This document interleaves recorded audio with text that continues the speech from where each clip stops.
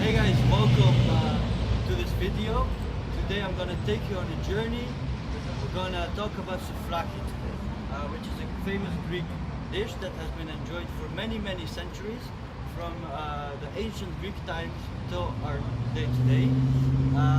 What is souvlaki? Souvlaki derives from the word souvlakia, which is the generic word for everything related to souvlaki and kebab and gyros and other forms of meat.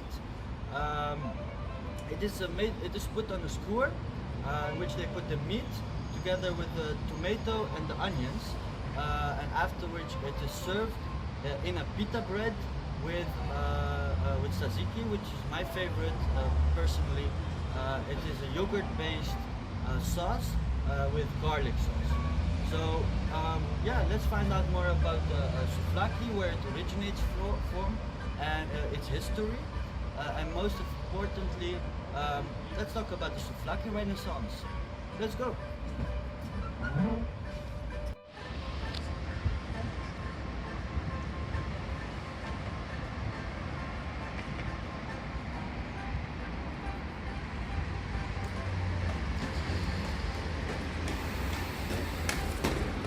You guys joining me?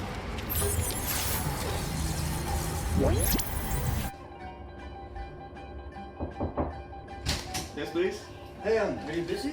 Hi, Ali. No, come in. I was actually doing some research about souvlaki. Maybe you want to join me? Oh, really? Because I came to you since you were the souvlaki expert, and I actually have a couple of questions.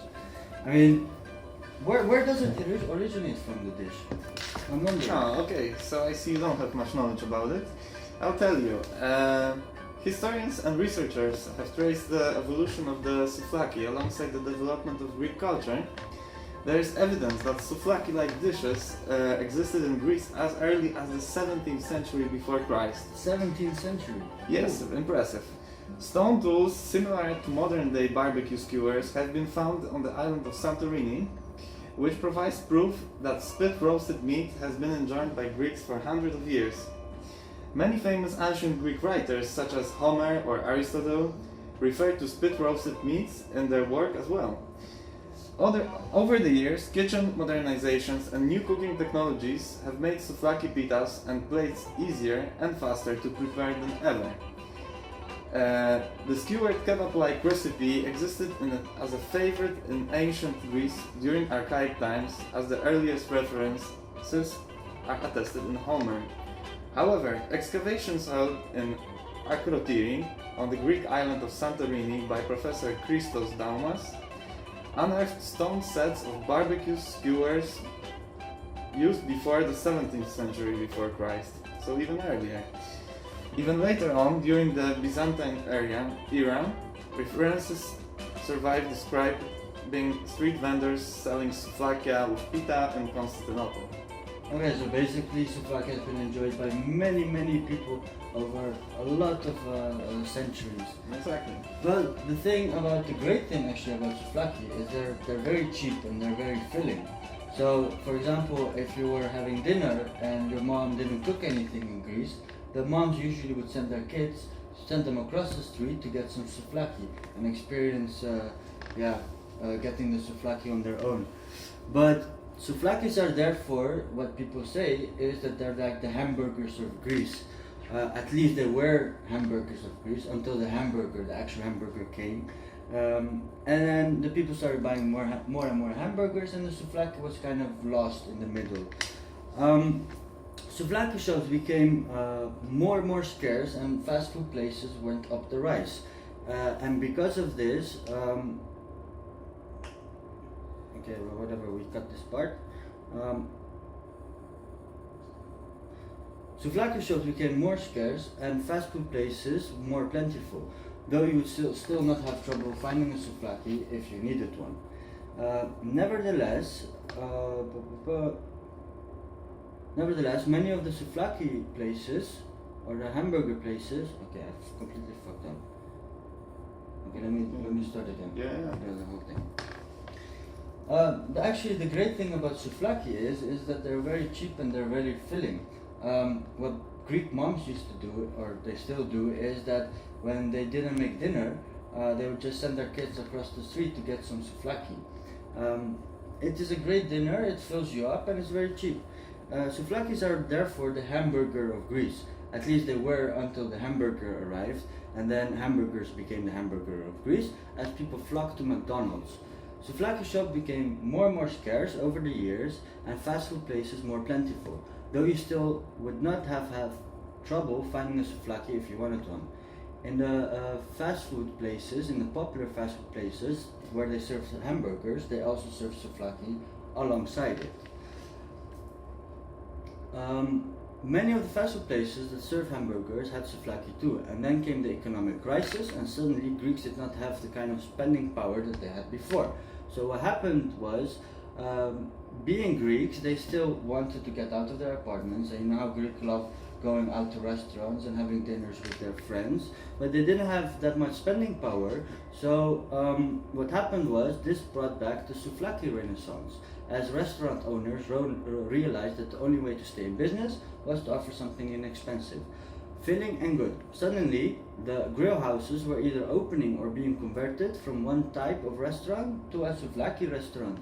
Meanwhile, the hamburger market was collapsing and McDonald's started closing left and right.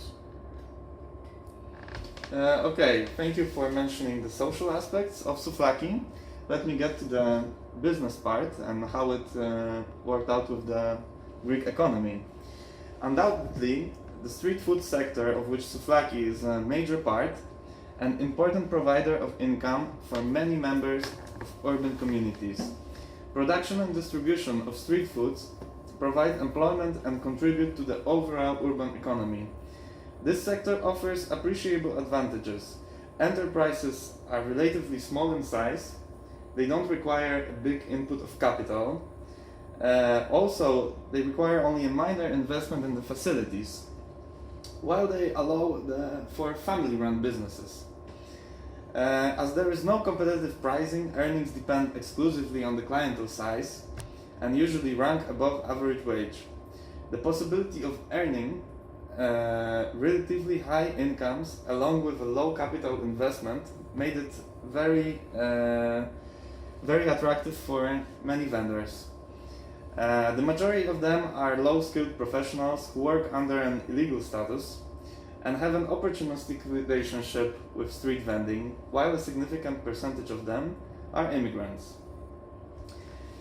Chicken, pork, beef, lamb, kebab, you name it.